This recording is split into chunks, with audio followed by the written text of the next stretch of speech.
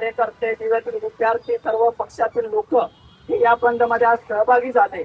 दिल्ली जंतर मंतरवर जो विद्यार्थ्यांवर लाठीचार्ज झालेला आहे त्याच्या निषेधार्थ सर्व लोक निषेध करत आहे की विद्यार्थ्यांनी आपला न्याय सुद्धा मागायचा नाही का, आता असा प्रश्न सरकारकडे पडलेला आहे.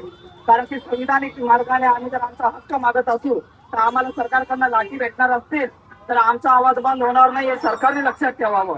कारण की आम्ही आमच्या न्याय हक्कासाठी येथे आंदोलन करत आहोत. विद्यार्थ्यांनी त्यांच्या प्रश्नासाठी दिल्लीमध्ये जंतर मंतरवर आंदोलन पुकारलं आणि त्या आंदोलनावर लाठीचार्ज करून सरकारने दगडाचा काळजाचा हे दाखवून दिलेला आहे.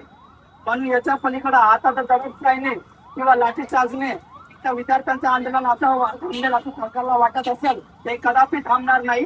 देशातील युवा जागा झालेला आहे आणि या आंदोलनाला बदनाम करण्यासाठी काही अंधभक्त लोक जे आंदोलनकारी विद्यार्थ्यांना देशद्रोही म्हणत आहे.